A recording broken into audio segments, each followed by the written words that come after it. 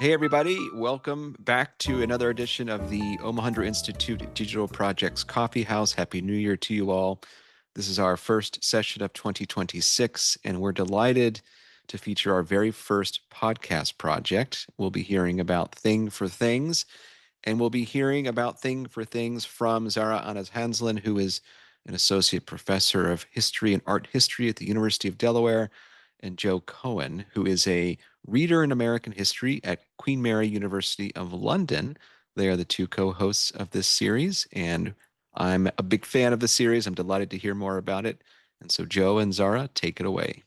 Great, thank you. I'll let Jo introduce, herself and say a few words, but to walk you through, we're going to show a very brief PowerPoint giving you some background on the history. We figured you all would be interested in history in this forum of the podcast and give you a little sample of one of our favorite episodes and then talk to you about where it's headed next.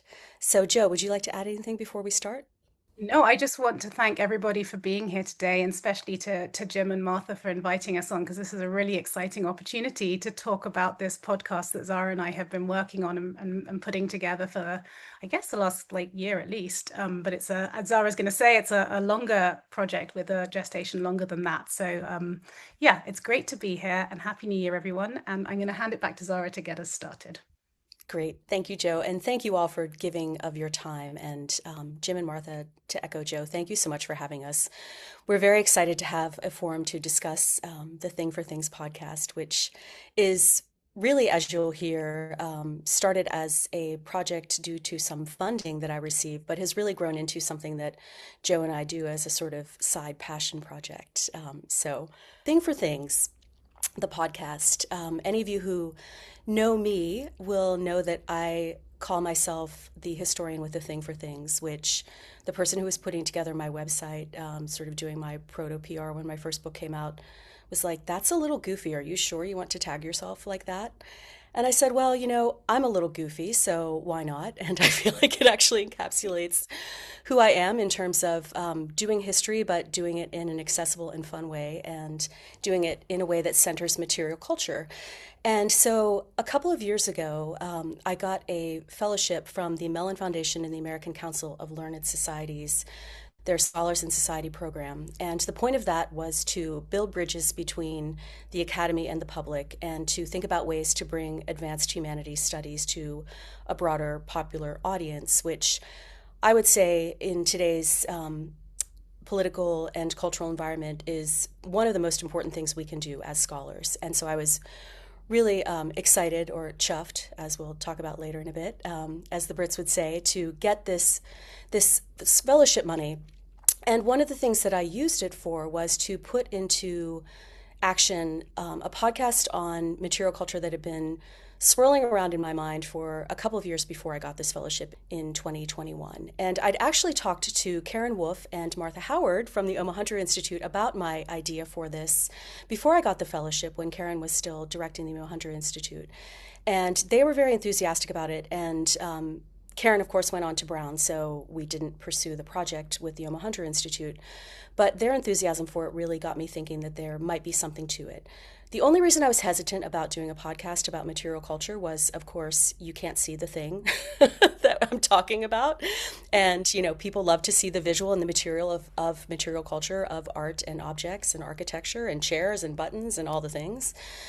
But the more I got to think about it, the more I was thinking, we can describe things, and describing them in a podcast makes them more accessible to large groups of people who otherwise might not be able to travel to special exhibitions and to museums and historic sites around the country, or might not have access to some of the curatorial treasures that we as practicing historians have entree to through appointments and professional networks that members of the public don't always get. And so when I got this fellowship money, in addition to bridging gaps and making connections between academia and the public, the other imperative behind it was that we innovate doctoral training in the humanities. And I run a doctoral program, the History of American Civilization, at the University of Delaware. I also now direct the Museum Studies and Public Engagement program. And so one of the things that I did was innovate a course I was teaching on the Revolutionary Atlantic in partnership with Philadelphia's Museum of the American Revolution. The students created digital exhibitions to go on the museum site. But I also worked with a group of University of Delaware graduate students to create this podcast. And we started with a group of 5 graduate students from UD, 3 of whom have gone on to professional full-time careers as directors of historic house museums and curators. And so it's been wonderful to see them take flight and do their thing. We still have 2 graduate students with us who are working on their doctorate, one of whom is an early Americanist, but more in the 19th century realm, and the other of whom is a 20th century scholar. And he is our producer. He's the guy who does tech. His name is Cale Avery. And the other grad student who's still with us is TK Smith, and he is a curator of art of the African diaspora. And so I mentioned their specialties, both because they're integral to the podcast as it developed, but also because I think one of the things Joe and I have found, and one of the reasons that we partner, is that it's really important to get outside of your bubble, your intellectual bubble. And I focus on the 18th century Atlantic world material culture. Joe focuses on the 19th century. And then having graduate students who work on the 19th and 20th century, we had people who were able to serve as specialists, serve as people who said, I don't know what you're talking about, you need to describe what the Stamp Act is, sort of thing. And I think one of the lessons we've taken is that building a team made of people who complement rather than sort of are copies of one another is a really important factor to this. And I just want to give a shout out to the graduate students who worked on this from the start because they have been phenomenal. We decided early on that because Joe and I, as I hinted at when I talked about how I named myself the historian with a thing for things, Joe and I feel very much that history should not be boring. And we've both taught courses where students come to our introductory classes and they say, I hate history because it's so boring. And I always say, and I'm sure Joe has some thoughts on this as well, I always say, well, then you just haven't learned history the right way. Because history is storytelling. And what's more interesting than storytelling about people? And so what we wanted to do was really tell stories with this podcast. We didn't want people to think that they were being lectured to. We wanted them to feel like they had sort of popped into they're sort of eavesdropping to me and Joe in a coffee shop conversation about history. And so that's one of the reasons why, as you'll hear from some of the clips we're going to play, we have a lighthearted touch. And this is not to minimize, our first season is the stuff of revolution, and we're talking about revolutionary Atlantic histories in the American, French, and Haitian revolutions. Obviously, these are heavy topics a lot of the time, topics that deserve a lot of weight and gravitas, like the history of slavery and violence enacted human against human. And this is not to say that we're diminishing the gravitas or importance of these histories, but we are presenting them to people in a way that we hope will leave them wanting more in terms of history writ large, not just our podcast, because we're here to tell you that history is intriguing and it's a story to be told. So what we do is bring these histories of material culture to life, and we hope bring them to life in a very vivid way. We start with a description. Joe's going to go into this a bit more for the next slide, but we start with a description. And so our answer to we can't show listeners as we are discussing the object what the object looks like was to paint a picture with our words.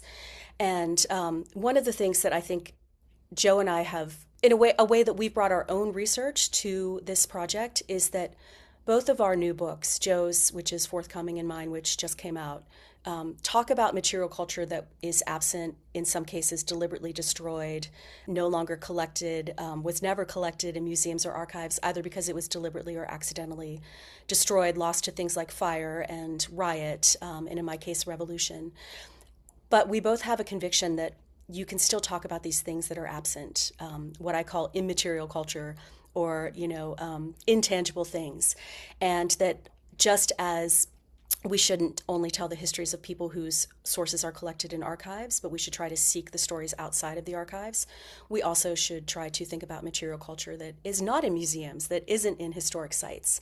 And so, I think one of the things that we're hoping to do is to show people, methodologically speaking, that you can use material culture as evidence in your work or explore material culture on your own if you're, not a professional historian. But it doesn't need to be something that you have to go and see, and it doesn't even need to be something that exists any longer. The other thing that we decided in this season, we probably won't do it next season. We can talk a little bit more about that in the Q&A. One of the things we decided to do this season was to showcase the amazing work of our colleagues who are museum professionals, contemporary artists, and artisans, as well as historians and art historians. All people who are working to bring the past to life and make connections between the past and the present. That, by the way, is something we strive to do in every episode. We strive to, sometimes we go backwards in time. Sometimes we go as far back as the Roman Empire, for example. Sometimes we go as far forward as, a couple of years ago. And we're always, though, trying to make connections across time and space to show people the relevance of history and the relevance of objects as conduits for historical storytelling. So one of the reasons we wanted to bring these experts in, and each episode has one expert featured, is not just to make these connections between past and present, but to highlight the fact that we could not do this work without the work of museum professionals and librarians and archivists. We don't discover things in the archives. Someone very carefully collected them, preserved them, created a finding aid in most cases, ditto with museums. And so part of this is an homage to the ecosystem that really makes scholarly work as a historian, particularly a historian of material culture, possible. The other reason we had this in episode 1 was we wanted to give the graduate students the experience of doing interview work with these esteemed people in the fields of history and art history. And we wanted them to be able to meet these people and get to know them and practice their interview skills. And that's been really fantastic and central to the project. But in part because so many of these graduate students have gone on, we're thinking about shifting next semester and not including as many experts, or maybe just doing a couple of features. Another really big why behind this podcast was something I've already referenced. We want to make history accessible. We want to show people that it's entertaining and fun. Again, not in a way to diminish the seriousness of the content, but to show that history is something that everyone can learn about and enjoy and use to make sense of how our past informs our presence. And then, of course, making this a space for graduate students to develop skills around podcasting. And we do still have those 2 graduate students, one of whom is really the key person who does a lot of our interviews, who's TK Smith, and the other of whom is Cale Avery, who is our tech guy. And so one of the things that our takeaway from this is that we're obviously an international team. Joe's in England. I will say we've also striven to have expert guests who represent wide swaths, not just of disciplines and fields and work sites, but also people from different backgrounds and cultures, and to make this as international and inclusive and broad a podcast as we possibly can. And with that, I'm going to kick it over to Joe. And Joe, you just let me know when you want me to forward the slides. Okay, great. So yeah, I'm going to speak a little less than Zara did, and because we're going to listen to a few clips in a minute just to give you a taste of what we did. But we thought we'd focus on the sort of making of an episode. And Zara said a little bit about this already. But like she said, one of the biggest challenges that we faced at the beginning was this sort of like, how do you do a podcast which is about material things without the thing, in all the ways that Zara was just referencing, not just the objects that never find it into the archive or into the museum or into a collection, but also that sort of how do you make something present through being able to hear about it. And I suppose we face that same thing as writers as well, which is, again, Zara and I have both been writing books about objects, and so it's that work of conjuring up a thing without that thing in front of you. So we decided, again, with Cale's help, I'd say, actually, to sort of start every episode with a description of the object. And we've used like various different ways to kind of bring that object to life. Obviously, we do a kind of physical description often, but we try to do sort of comparative things. So I remember for Monument, which is the one we're going to talk about a little bit more in a minute, we were thinking about like, how do we make this fragment of a horse's tail, which is what Monument is sort of focused on, something that feels real to someone. And we were measuring out the distance, the sort of what, here's the length of it. Well, what would that be on a human body? It's like fingertip to elbow. That's the kind of thing that we're talking about. And I also remember for this particular episode, we were thinking about its weight, which led to a small reflection on the fact that I do no work in a gym ever. So we were thinking about, how do you make something physically present? And since I lift no weights, I had no frame of reference, but Zara provides one for us anyway.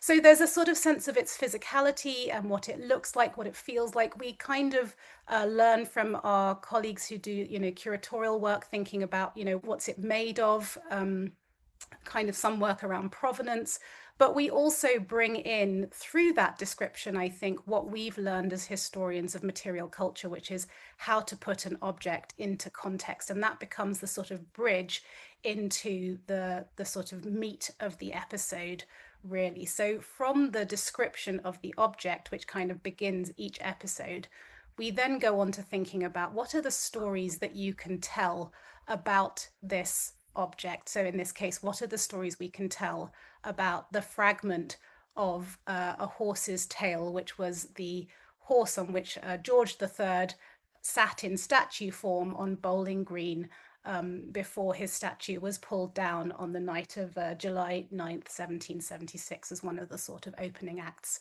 of the American Revolution. And so we move through the different ways in which that statue was sort of who created it in a kind of art history sort of way. But we also think about kind of its place in the city itself. So bringing that kind of material culture sort of analysis to bear on the object. We think a little bit about what it would look like for that statue to have been sitting on the tip of Bowling Green, and how we might explain that and make that real for our listeners now. So we compared it, for example, to Millennium Eye or the World Trade Center, thinking about the scale of an object. So we bring these different frames of analysis in, hopefully in ways that feel really accessible and sort of easy to listen to. And I think that's something that's really difficult to do, actually. I'm not sure we always get it right. It's definitely a work in progress, but the sort of ability to keep people listening, because you can, as soon as you say something esoteric or too jargony or academic-y, I think you can lose a sort of a generally interested listener. So we've worked really hard to keep all listeners, not just those with a particular academic expertise, interested in the stories that we're telling. So I won't give them all away now because we're going to listen to a few clips about Monument, but two more things I'd say about how we've thought about making each episode. We've been honest about what we don't know.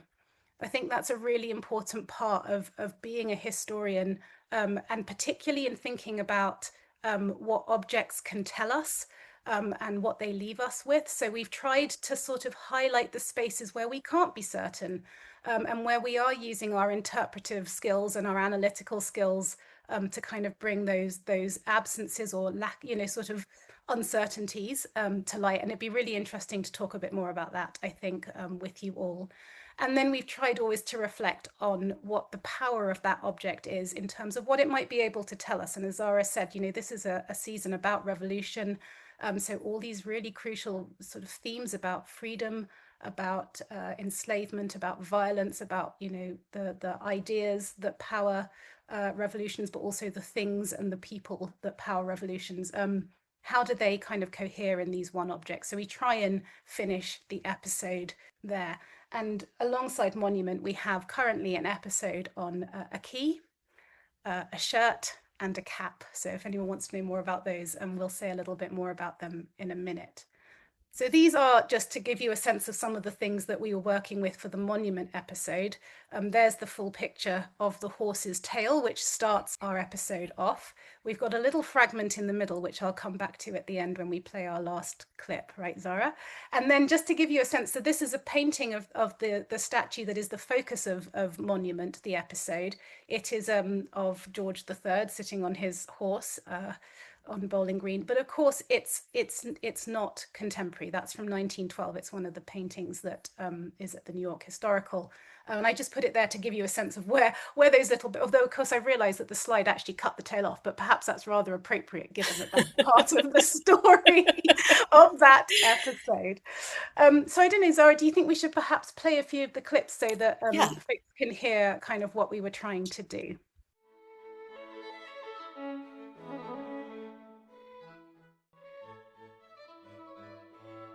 Welcome to Thing4Things, the history podcast where things happen and stuff matters.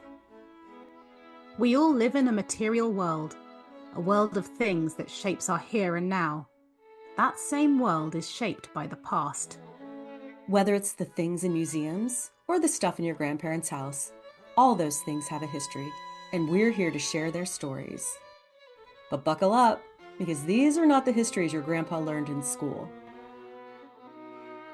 In season 1, we talk about revolutionary things, from North America to France to Haiti and beyond.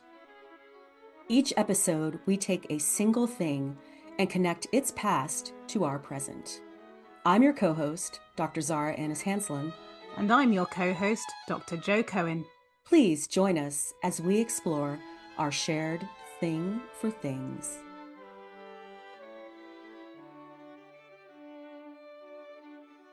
The year is 1776. Continental Congress has just declared that the young United States is independent from Great Britain, and you've just heard the Declaration of Independence read aloud for the first time.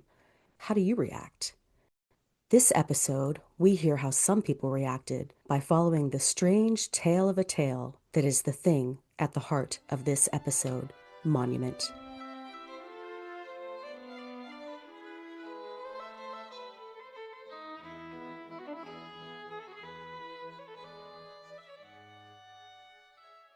This week, I'm looking at a piece of sculpture from the 1770s.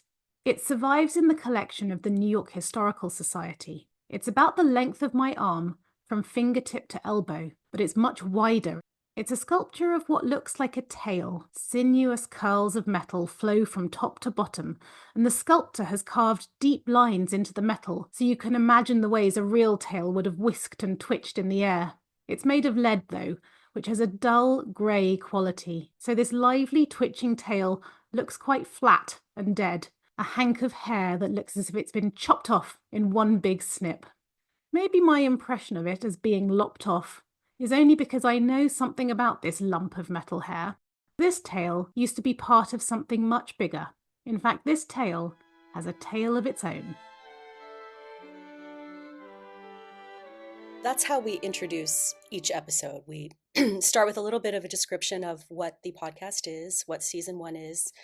And then this actually was my 22-year-old son's input when I made him a beta listener. He said, you absolutely need some sort of teaser before you just launch into the description of this thing I don't know what you're talking about. So to Joe's point about us reaching a broad audience, I asked my disaffected Gen Z son what he thought, and I think he had some great ideas. I wanted to pause before we go to the next clip, and I'll let Joe introduce that clip. But I also wanted to point out what some of you have probably noticed on the screen, which is that each episode we highlight not just the expert guest. In this case, our expert guest was Wendy Bellion, who's my colleague at Delaware, fabulous art historian whose most recent book was entirely on the life and afterlife of this statue called Iconoclasm in New York. And one of the things that we are careful to do is to acknowledge the work of our colleagues in, scholarly and museum and library and artistic spaces. So each episode has a pretty detailed link to source, as well as some show notes that provide further reading. So in clip 2, we tell a little bit of the story of the statue itself being toppled, because this sort of moment at the night of July 9th, 1776 is kind of its sort of toppling moment. So we've set up the kind of the statue kind of where it was and who had created it and what it was for and its context within the Stamp Act. And then from there, we talk about why the crowd decides to bring this statue down. Of much more symbolic importance, the crowd also enacted particular forms of punishment on the statue, which I think is fascinating. Mm. So they cut the nose off the face of the king, which cutting noses off was a gesture used to humiliate criminals since medieval times. Hmm. And in the most pointed message of all, they also beheaded the statue of the king. Yes, which of course is like a deeply symbolic act, familiar from the regicide of King Charles I in the English Civil War, which is a war that colonial Americans did, in fact, talk a lot about in their own protests. Yeah, and also decapitated heads were a pretty common feature in colonial North America too, because displaying heads was used both as a punishment and a trophy practice, not just among people like Puritans in New England, but indigenous warfare practices as well. Yeah, and American patriots also certainly meant for this decapitated head to be displayed. They carried the head to a local tavern to be displayed on a spike.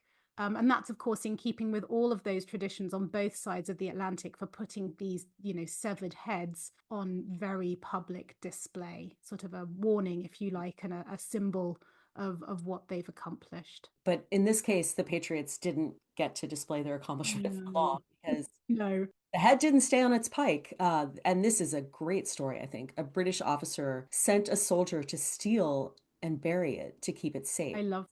I It's love so this great. And story. then once Yes. the British took New York, which of course they did fairly early on in the war, the officer had the decapitated head unearthed and sent it with the wife of a British military commander to a British aristocrat in England, where it was occasionally shown off to people to remind them how terrible American colonists were.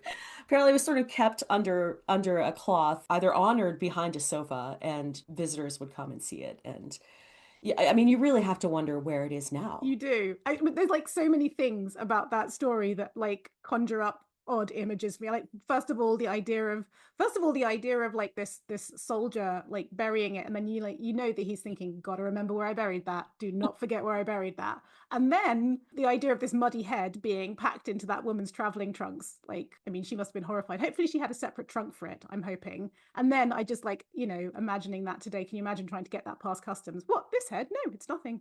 Anyway, but they didn't have to worry about that. And of course, then this other mystery, which is in which stately home in England the noseless head of George III is still hidden, probably to this day. I mean, really, we should absolutely go on a stately home hunt to try to I find it. I would love to do that. We should ask for sponsors. Yeah, so what happens is that the obviously the statue is made of lead, and the patriots who get hold of these fragments of these statues, they melt, they take it to they take up to Connecticut, they melt it down, and it is a sort of a group of patriotic women and girls who are pouring molten lead excuse me, from this statue into sort of casement molds and making munitions for patriot soldiers to then fire back at British and loyalist troops with the very metal that had once been the body of this equestrian monument to George III, which there's a new marker that has been put up in Connecticut in sort of commemoration of this act, and the title of the blue plaque is Melted Majesty, which Zara and I both particularly appreciated for lots of good reasons. And was how it was reported in newspapers at the time. So a fantastic, I think, homage to that. One of the things that we tried to do with this episode, though, was to highlight the fact that this is a contested object, and use it as a way to have people think about the contested nature of revolutions and the fact that not everyone who lived in America was pro-patriot revolution. And so that was one reason we went to great lengths to discuss the decapitated head and its back and forth and the lengths that the British went to first hide it and then ship it back across the Atlantic so it would be safe. So a lot of the melted majesty was, made into the bullets, but not the head. That was kept and that was saved. So some really symbolic uses of statue toppling and people fighting over the bits and what would happen with them. And this actually is something that reverberates into the 19th century, as Wendy Bellion discusses in her book.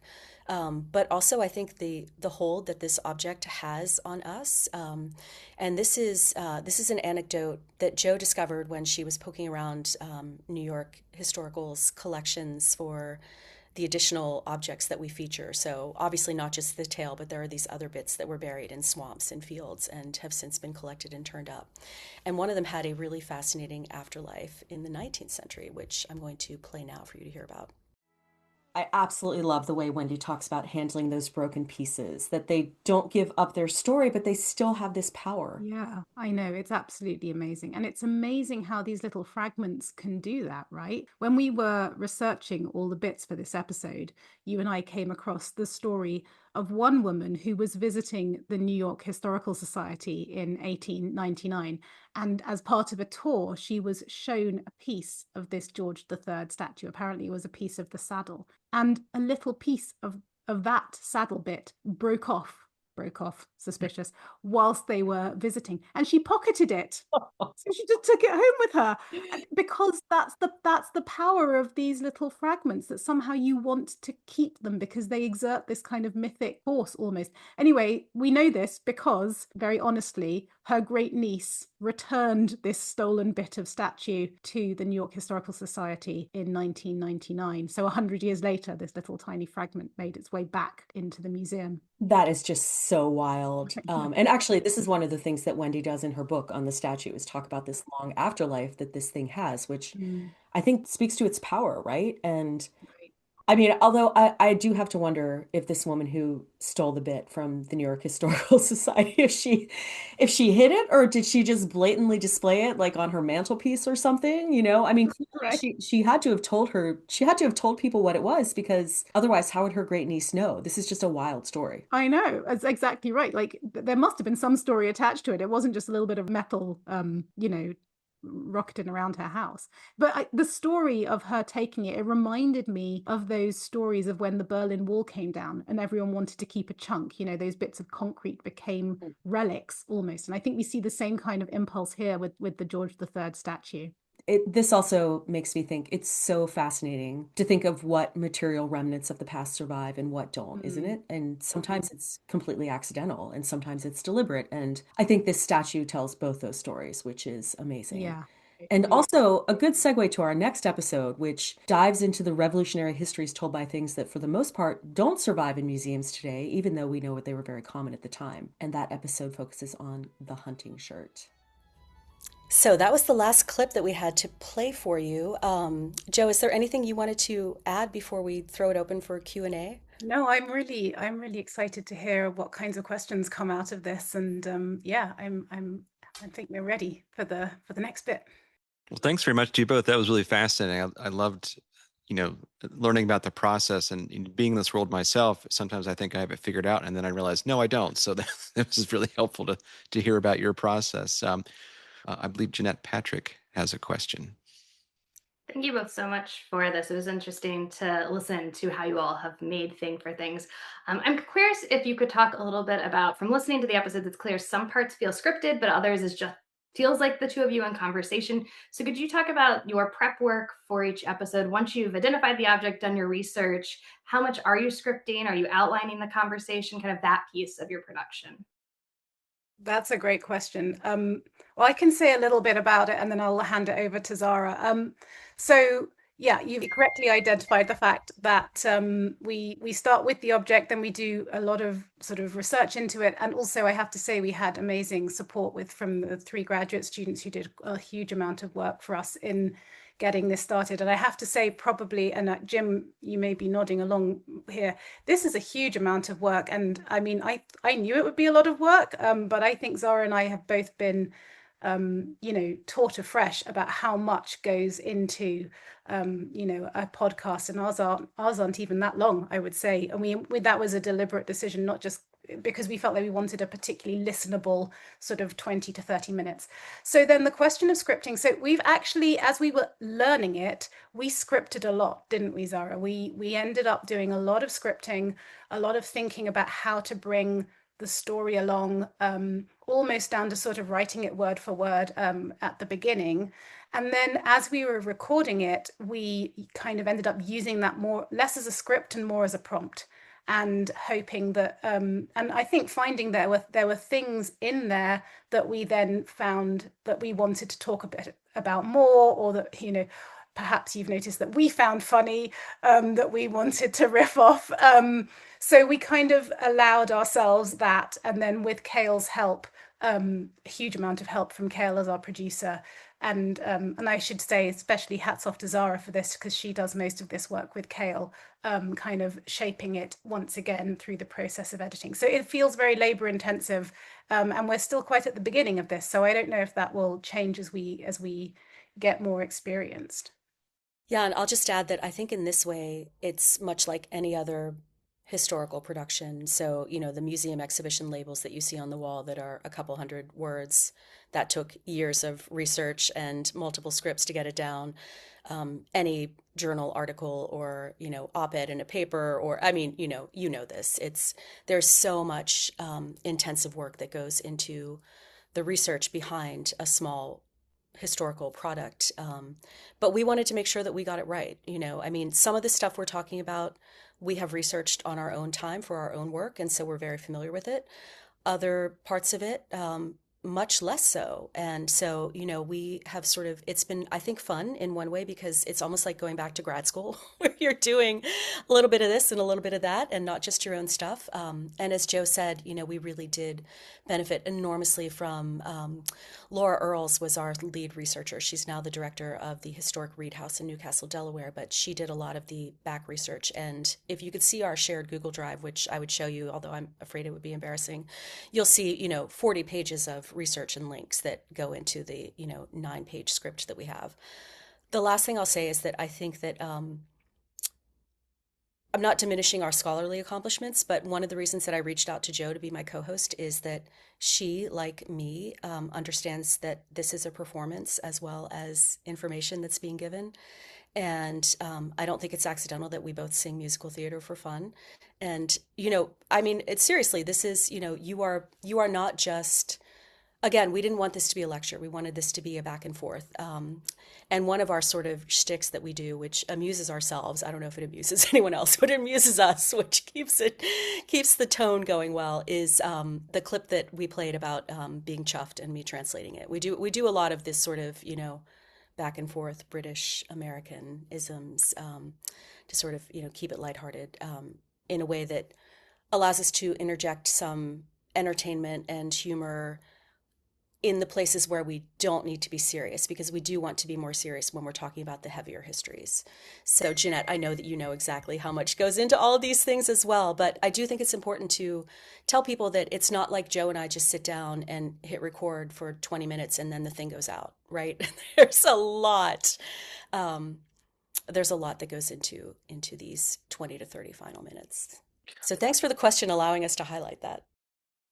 But I love the emphasis too on the idea of performance, because I mean, you're absolutely right. I mean, there are certain mediums, and you think if you sort of distinguish between the video medium, right, where there's the kind of Ken Burns documentary, and there's a kind of very controlled delivery and performance, but in the audio medium, especially in this case where you're talking about the material reality of the 18th century and nobody can see you, uh, having that sort of performance, but also that sense of authenticity comes through quite clearly, and that that kind of creates a connection with the audience, which leads to a couple of great questions we've got coming in. One is from John asking about the extent to which local historical associations might be doing this work across the country. Um, is there examples of that you can think of where these local places are doing this work? They're bringing their collections to light, and where the citizens themselves are doing the research and not necessarily academics. And then dovetailing into that,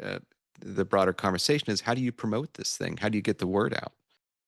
I mean, the promotion part, I think, is its own topic, which we can come to in a minute. But I'll first address the idea of sort of non-professional historians or historians outside the academy who are professionals doing this. And I'm going to use an anecdote of a teacher I met through one of the teachers institutes that I do with Mount Vernon. And she was an attendee last summer, and she also is a historical reenactor. So she's an elementary school teacher, and in her free time, she sews her own 18th century garments that she wears to historical reenactments. And she's fabulous. And she after my talk, which was on material culture in the 18th century, she came up to me and she wanted to show me the stays that she was making, which, by the way, I just have to say that stays are something we should absolutely bring back into fashion because, they're fantastic and help your posture and all the other things. And we started talking about what she does, and she was really excited about the podcast. And when the podcast came out, she started cross-posting on Instagram when we would post on Instagram. We do have an Instagram account at Things4Things podcast, which is one of our main ways we do promos. We need to sort of buckle down with that this spring. We were more concerned with content than promo at the start, but now I think we're going to shift gears a bit and work more on promo. But she, for example, when we did the shirt episode, we talked a bit about laundry, which sounds very unglamorous and very unscholarly, but as anyone knows who's given a talk about 18th century material culture, people love laundry. They love to ask you how it was done, how people kept their clothes clean. And so we talked a little bit about laundry and, about how these linen hunting shirts would have been cared for. And so she posted something on Instagram about how she was that was highlighting our episode and said that she was off to sun her 18th century garments, so she wouldn't be seen as what did she say, slatterly. So it was a great example of someone who is a professional historian in the sense that she teaches K through 12, but also as an amateur historian in the sense that she's a reenactor and reproduces these historical garments. And she's engaging with it in this way. And so I love that because I think it shows that you don't even have to be part of a local historical association. You can just be an individual person with an interest. And she has been one of our diehard followers, and she's fantastic. And she's taken the information she's learned about history from not just us, but from the Mount Vernon Teachers Institute, for example.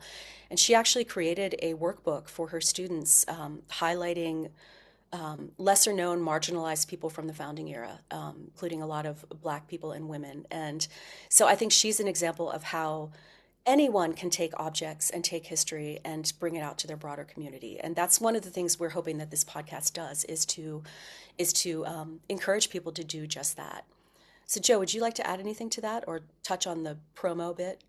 Well, before I get to the promo bit, I was just going to say how I think how much I've learned from working with people who are passionate about history outside of the academy, and what inspires them and what excites them, I think really always teaches me something about kind of what we want to do, the two of us, in making this podcast. And so in the UK, the National Trust is a huge, well, it's not exactly a local historical association, but it is this incredible sort of resource for people interested in history. And it's almost entirely staffed by volunteers, people who just, love history and want to come in and be in that space and on that site and tell stories about it. And we recently went to Sissinghurst, which I knew because of its gardens, and was astonished to find, which is a sort of 20th century Vita Sackville West, but I was astonished to discover that it had been a military hospital for French prisoners during the 7 Years' War, which I didn't know anything about. And this woman who was standing in the library couldn't have been more excited and more sort of she couldn't be more excited to tell me about it, and we were having this long conversation about it. And then she noticed that my son, who's 10, wasn't particularly interested in this, but was fascinated by an old rotary telephone. And so, because they had one in the library, and of course he was like, what is this thing?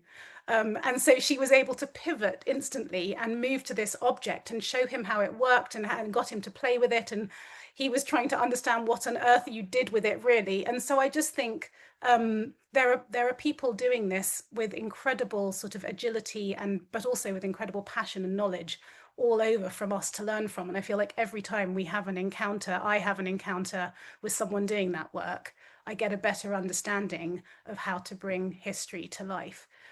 So yeah, I think there are lots of really fantastic examples.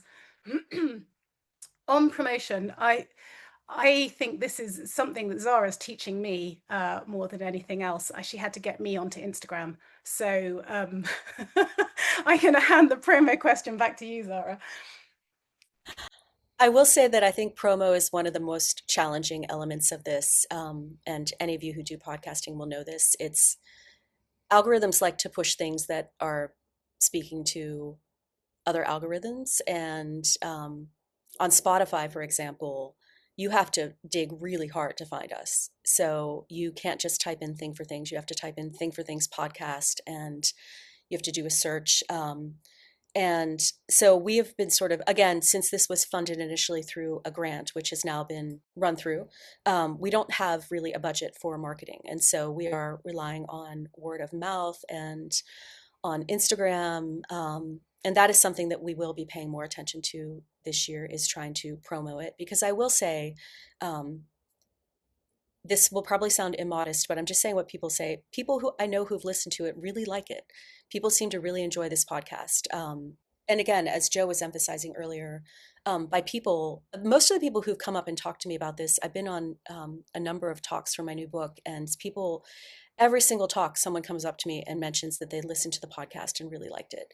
And it's always just, it's never another historian. It's a sort of, hardly ever. It's usually just, somebody who's there, who's an amateur historian, or someone who's interested in history, but, works as a banker during the day. So we do want to pour more promotion into it, because we do think that it's one of the many fabulous history podcasts that is filling a niche that that people are eager for this knowledge.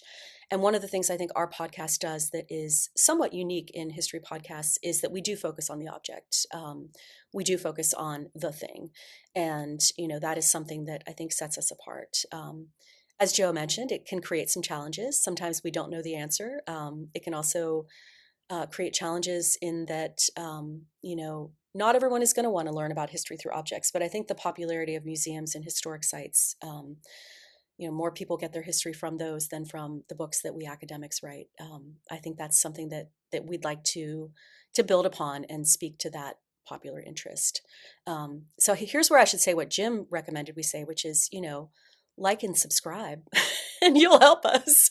But I think most academics, we're not taught to market well, and in fact, I think marketing is sort of looked down upon in academic circles. Joe and I are a bit less shy about promo, but it's one of those things that we're sort of talking ourselves into.